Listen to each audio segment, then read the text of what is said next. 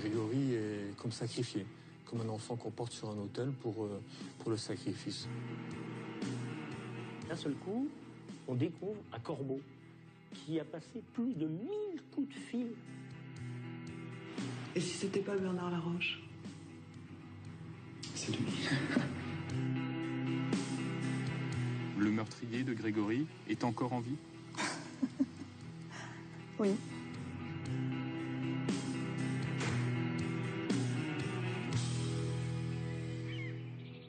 C'est une histoire qui n'a pas de fin.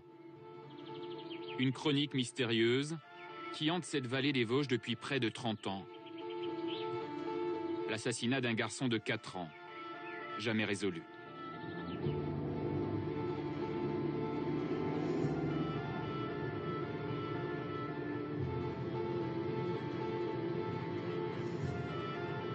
On va rentrer dans le village là, et c'est là qu'effectivement est découvert le corps de Grégory le 16 octobre 1984.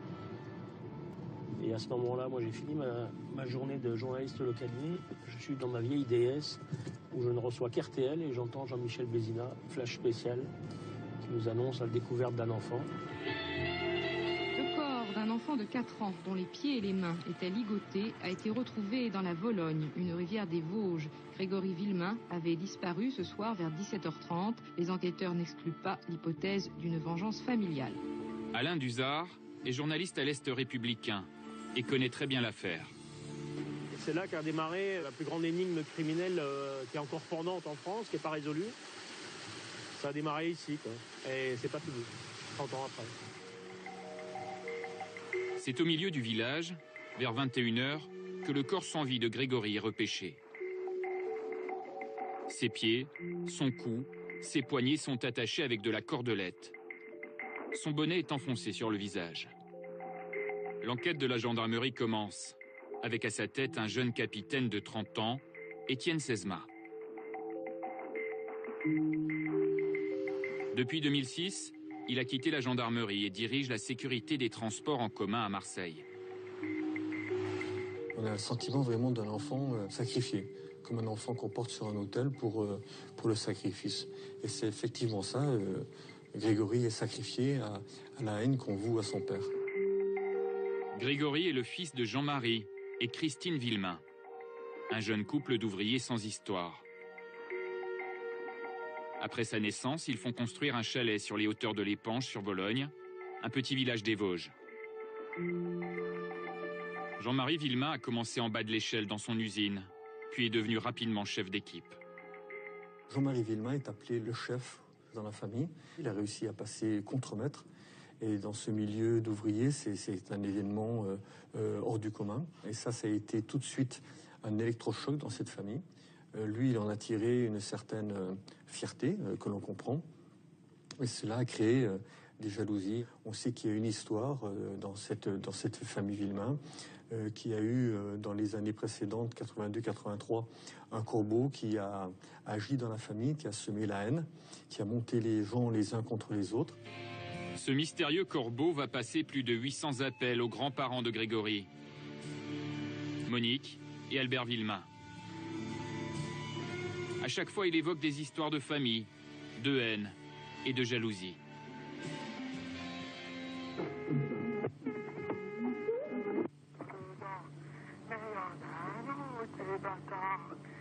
Je suis peut-être le seul à savoir qui c'est la peur de la vérité. Ta mère, Oui. je sais, mais la peur de la vérité. D'autres membres de la famille ont reçu des appels, comme Ginette, la belle-sœur de Jean-Marie Villemain.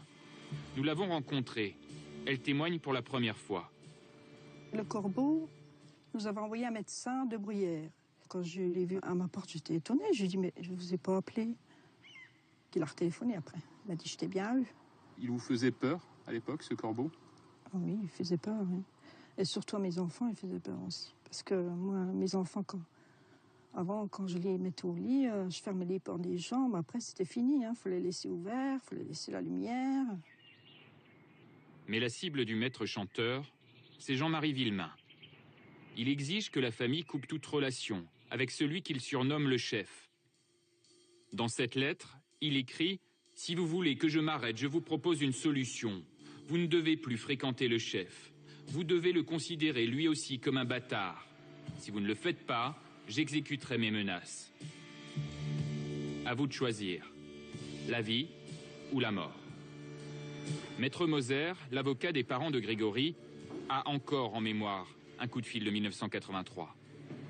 Je me souviens d'un appel assez long, un corbeau qui casse les pieds, le mot est faible, à Jean-Marie, qui lui dit bah, ta maison, je vais te la brûler, je m'en fous. Ta femme, je vais te la prendre, je m'en fous. Donc Jean-Marie va au bluff, bien entendu.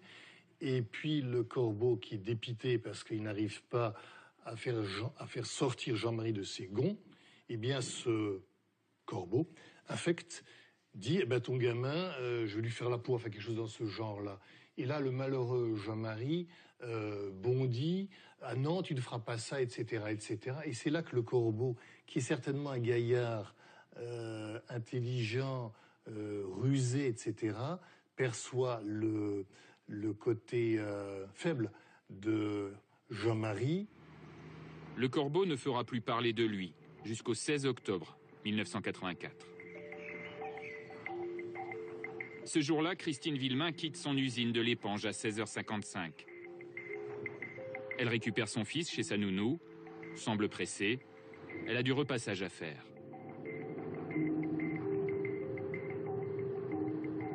Arrivée chez elle, la maman lui donne une pomme pour le goûter, lui met un bonnet sur la tête et le laisse jouer dehors. Quelques minutes plus tard, l'enfant disparaît. Affolée, elle part à sa recherche avant de prévenir la gendarmerie. À 17h32, l'oncle Michel, le mari de Ginette Villemain, reçoit un appel. Le corbeau lui annonce qu'il a enlevé l'enfant et que sa mère ne le retrouvera pas. Il a dit qu'il avait une voix forte, énervée. Une voix rauque, c'est ça? Pas rauque, mais forte, je sais pas. Une voix d'homme? À l'époque, oui, il pensait que c'était un homme, mais une voix énervée, ça c'est sûr. Le même jour, une lettre est adressée à Jean-Marie Villemain. Elle est postée à l'Épange et revendique le meurtre. J'espère que tu mourras de chagrin, le chef. Ce n'est pas ton argent qui pourra te redonner ton fils. Voilà ma vengeance, pauvre con. Tout est dans cette lettre, qui est la clé de voûte de cette affaire. Cette lettre, elle est essentielle. On sait que si on trouve l'auteur de cette lettre, on trouvera l'assassin. Trouver le corbeau devient la priorité des gendarmes. Ils vont entendre les proches, vérifier leurs alibis, leur faire écrire des dictées pour les comparer à la lettre du 16 octobre. Plusieurs pistes sont écartées, jusqu'à ce qu'ils tombent sur Bernard Laroche, un cousin du père de Grégory.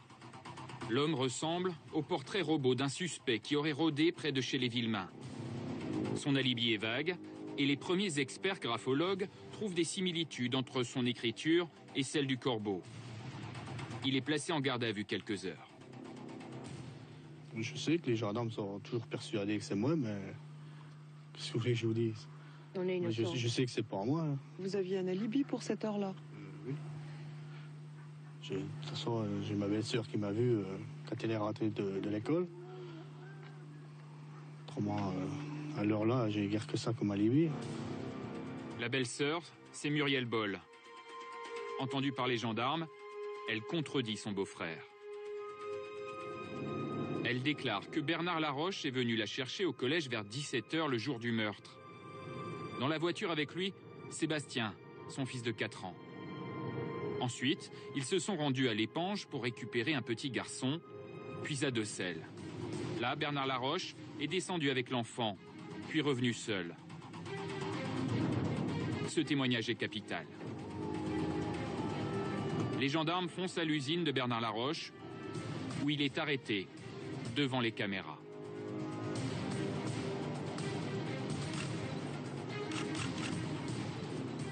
Pour nous, on se dit que le job a été fait. On a un faisceau d'éléments convergents qui tiennent la route. On a des expertises en écriture qui nous désignent Bernard Laroche comme étant l'auteur des lettres. On a des indications de l'expert en voix qui nous amènent à penser qu'il fait partie d'un petit groupe de personnes qui pourraient correspondre aux enregistrements que l'on a. On a le témoignage de Muriel conforté par 7 ou 8 autres témoignages. Bref, on se dit que tout se tient. Mais on ne sait pas que tout va s'effondrer quelques jours après. Le soir même, le juge d'instruction, Jean-Michel Lambert, donne une conférence de presse et l'identité du précieux témoin. Qu'est-ce qui vous a permis de l'inculper? Un témoignage capital et en partie un rapport d'expertise. Les résultats partiels. Ce témoignage, c'est celui de Muriel. Exact. Muriel a accompagné Bernard Laroche sur les lieux du crime. Elle était dans la voiture. Elle était dans la voiture, oui. Le lendemain, Muriel se rétracte devant la presse. J'étais pas dans la voiture de Bernard. J'ai jamais été sur l'éponge, tout ça. Où le gosse a été noyé, j'ai jamais été là. Bernard est innocent. Mon beau-frère, il est innocent. Jamais été avec mon beau-frère. Désormais, qui croire? La défense de Bernard Laroche va rentrer en scène.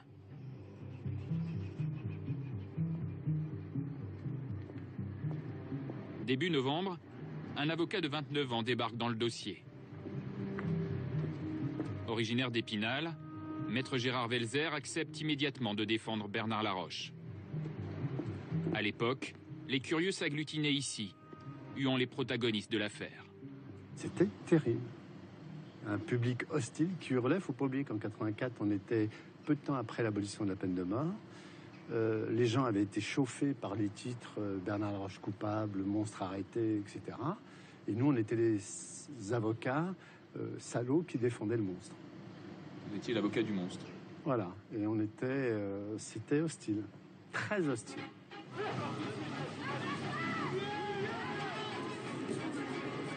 Ce 9 novembre, l'inculpé Bernard Laroche s'engouffre rapidement dans la voiture des gendarmes. La foule est en furie.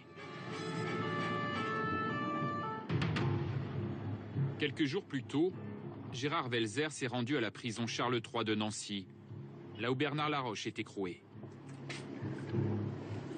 L'avocat va le rencontrer pour la première fois.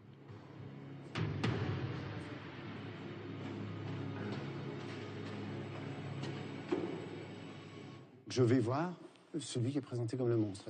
Il arrive là, il s'assied, et je commence à ce moment-là, d'une manière idiote, à l'interroger comme un policier.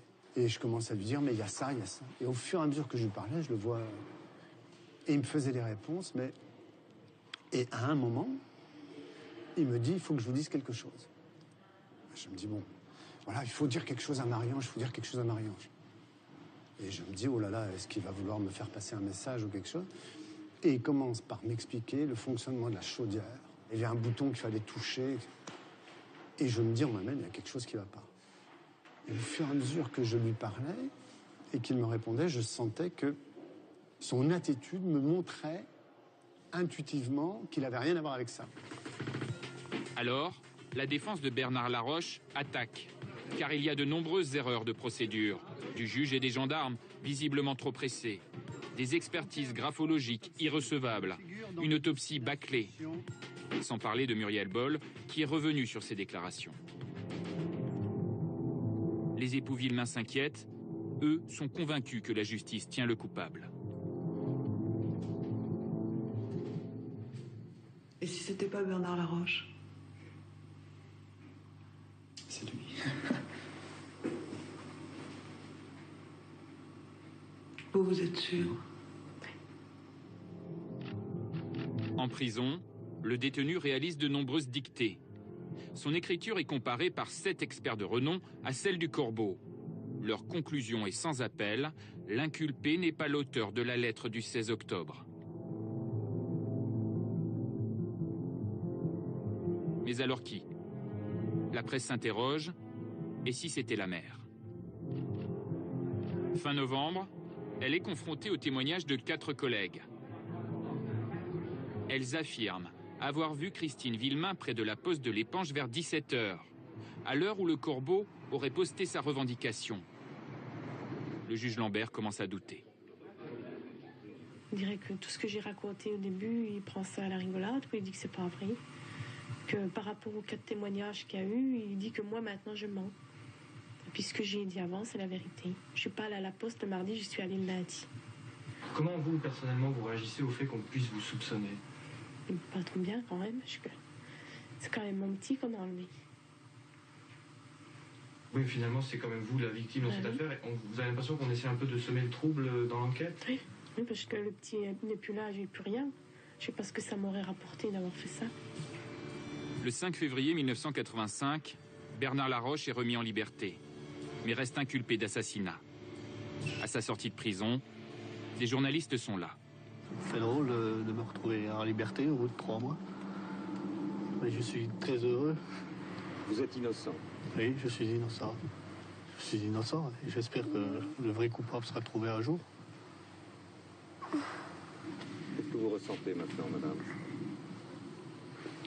Papa, il a eu ta photo. Grande joie déjà, pour retrouver mon mari. Il a eu ta photo. Essayer de refaire notre vie. T'as écrit sur la nuit.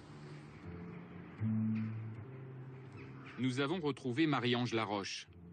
Mère de 4 enfants, elle réside toujours dans les Vosges et continue de défendre avec vigueur l'innocence de son mari.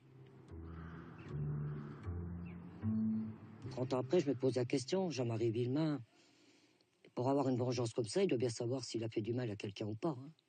Hein. Parce qu'on ne prend pas un enfant comme ça, et hop, puis on dit non. Et votre mari n'avait aucune raison de se venger de Jean-Marie Villemain? Non, aucune raison, pas du tout, non. Non, je vois pas en quoi. Votre mari n'était pas jaloux de la situation économique des Villemain? Je vois pas la jalousie aurait pu être présente, je vais vous dire. On était pareils, hein, je vais vous dire, ils travaillaient tous les deux, nous on travaillait tous les deux. Ils ont eu leur maison, on avait notre maison, on avait notre gamin, ils avaient le leur. Je veux dire, il n'y avait aucune jalousie entre nous. Le 29 mars 1985, Marie-Ange Laroche va chercher son mari à l'usine pour lui annoncer une bonne nouvelle. Elle est enceinte de leur 2e enfant. Bernard et Marie-Ange rentrent chez eux, heureux, dit-elle, pour la dernière fois. Avant que je referme ma portière, j'ai entendu des pas lourds. Quoi.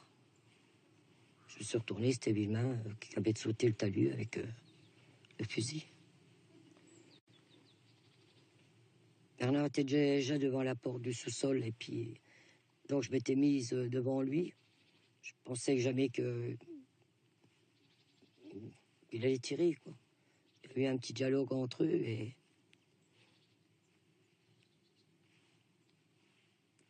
avec la peur, tout, je sais pas, il y a mon frère qui est descendu, Sébastien qui avait suivi derrière et Villemain a dit « Tire-toi de là, Lulu, ou je t'en tire une aussi ». Bernard a dit à mon frère, reprends Sébastien et remonte. Mais mon frère et Sébastien n'ont pas eu le temps de remonter. J'ai même pas entendu le coup de feu, quoi.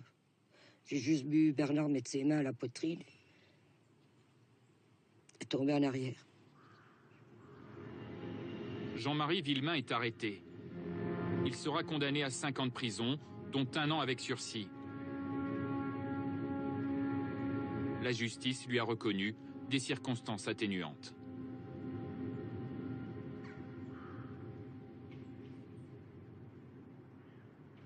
Avec toutes ces années, au bout de 30 ans, est-ce qu'il y a encore de la colère en vous? Oui, la colère est toujours en moi, elle est toujours présente, elle est toujours là parce que je m'aperçois que ça va toujours dans le même sens, quoi. Je veux dire, dire qu'il y a quelque chose, j'ai même l'impression que plus les années passent et quand je vois certains journaux, même à la télévision, certaines personnes avoir un acharnement sur Bernard comme ils l'ont, je me dis mais c'est pas possible, quoi. Pourquoi qu'ils veulent pas voir ailleurs? Qu'ils veulent pas croire qu'il y a une autre possibilité? Pourquoi? Parce que Villemain a tué Bernard.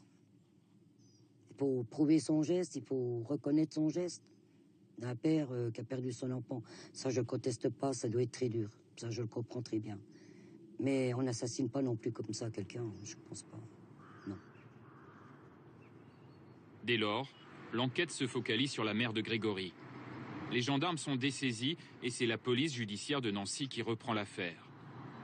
Les policiers pensent que la maman a tué son fils volontairement ou peut-être par accident, noyé dans sa baignoire, supposent alors certains enquêteurs.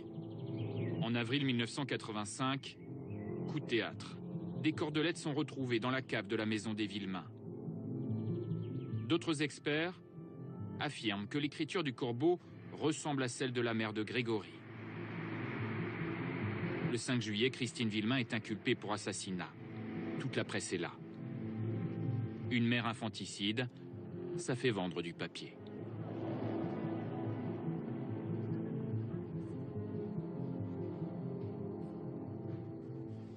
Avec une image, on peut fabriquer un personnage, hein, Ange ou démon un peu. Hein, la mère innocente qui a perdu son enfant, ou la mère démoniaque qui a quelque chose à cacher, quoi. Ça a beaucoup joué, j'ai l'impression, les photos, le travail des photographes sur cette affaire. Ah, ça a été fondamental, oui. Ça a été fondamental, surtout plus peut-être pour Christine Villemain que pour Bernard Laroche, quoi. Jamais, au départ, on aurait pu imaginer qu'on ait pu l'accuser d'avoir tué son enfant, quoi. Ça a été une construction qui est venue après, quoi. Et quand on voit finalement là comment on peut ou on veut construire une image, ces deux photos-là, elles sont vraiment frappantes. Pour les 30 ans de l'affaire, le journal L'Est républicain d'Alain Duzard a ressorti toutes les archives.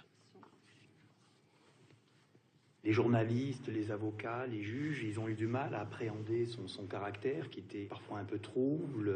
Et je pense qu'elle a cristallisé beaucoup d'émotions, de sentiments autour d'elle. Ouais, et puis je crois que le meilleur attaché de presse de Christine Villemain, il s'appelait Jean-Michel Lambert, c'était le juge. C'est lui qui, à un moment donné, parle aux journalistes, laisse la bride un peu sur les épaules des enquêteurs, et d'une certaine manière, c'est lui qui va laisser cette ouverture et la cavalcade va démarrer, quoi. Voilà, et nous, les journalistes, on va s'engouffrer. Hein. Ah non, mais si vous laissez un petit truc comme ça, on va s'engouffrer tous dedans. Hein.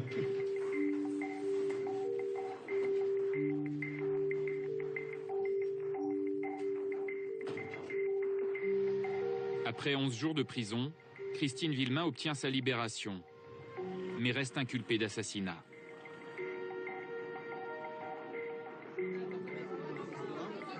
Christine Villemain est libre. L'injuste incarcération a cessé.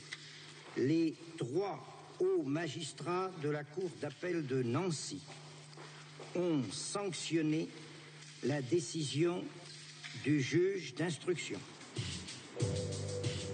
La mère de Grégory est renvoyée devant les assises. Mais la Cour de cassation ordonne un supplément d'information. Cette enquête est confiée au juge Simon. Pendant 3 ans, le magistrat va reprendre toute l'affaire à zéro.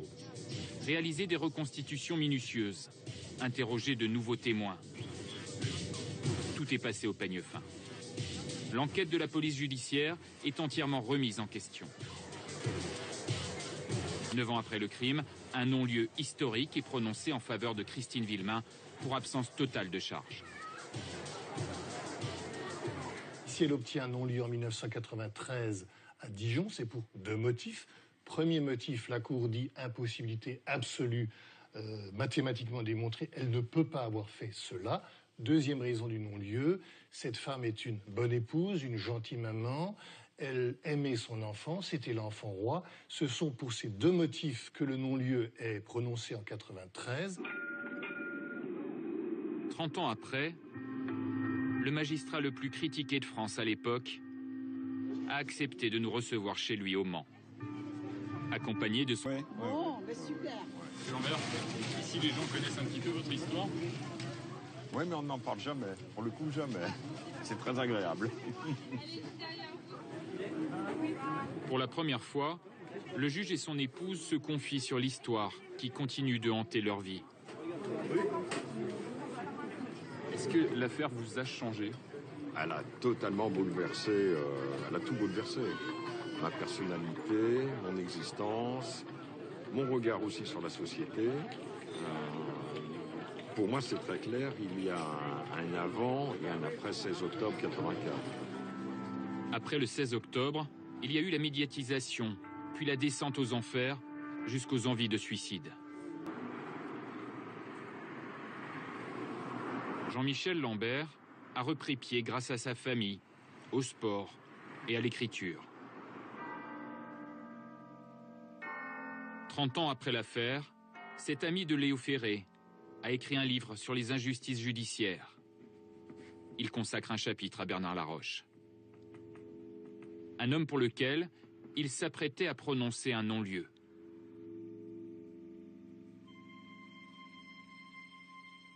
Il faut bien comprendre une chose. J'aurais été, entre guillemets, le plus heureux des hommes si on avait réuni suffisamment d'indices graves et concordants de culpabilité, comme on disait à l'époque, pour renvoyer Bernard Laroche devant la cour d'assises. Simplement, à chaque fois que je procédais à une vérification, l'élément en question... De septembre 1984 à janvier 1985, Jean-Michel Lambert était le seul juge d'instruction à Épinal. À 32 ans, l'homme gérait plus de 200 dossiers.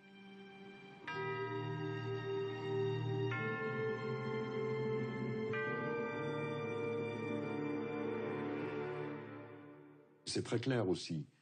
On a cherché à faire de moi le bouc émissaire. J'assume effectivement certaines erreurs de procédure, mais j'aurais aimé que tous en fassent autant, et ce n'est pas le cas. 30 ans après, on ignore qui a tué Grégory. La justice ne sait toujours pas où, quand et comment l'enfant a été assassiné. La science peut-elle encore résoudre l'affaire? En 2000, un demi-timbre du corbeau a été analysé. Puis en 2008, les cordelettes et les vêtements de l'enfant. Plus de 250 comparaisons ADN ont été effectuées sous la direction du parquet général de Dijon.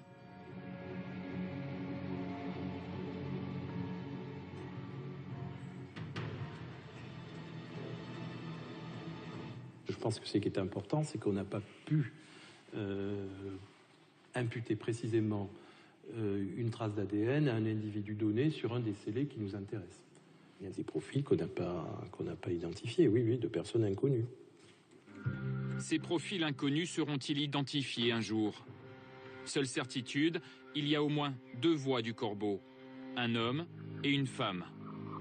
Mais pour l'instant, aucun nom. 30 ans après la mort de Grégory, certaines personnes auraient-elles encore des secrets à révéler? Il y a des gens qui savent, mais si vous me demandez est-ce qu'ils vont parler, je crois que je vous réponds non, je n'y crois guère.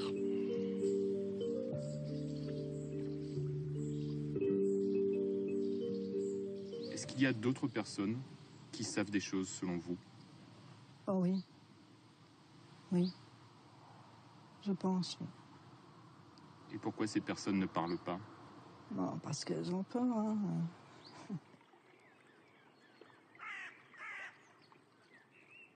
Il y a eu la thèse de la mère qui a été totalement exploitée à 200% par la justice et totalement rejetée. Christine Villemain est innocente, ça c'est clair et précis. Et puis donc nous avons de l'autre la thèse de Bernard Laroche qui est pleine de points d'interrogation, mais qui continue d'être là, qui continue de tenir. Il y en a certainement eu plusieurs. Je ne suis pas certain qu'il n'y avait qu'une seule personne. Aujourd'hui, cette affaire, c'est quoi? C'est un gâchis. Première victime, Grégory Villemain et sa famille. Deuxième victime, Bernard Laroche et sa famille. Troisième victime, la justice, puisque 30 ans après, on ne connaît toujours pas la vérité. Seul un nouvel élément, preuve scientifique, témoignage, pourrait permettre de résoudre le crime de la Vologne.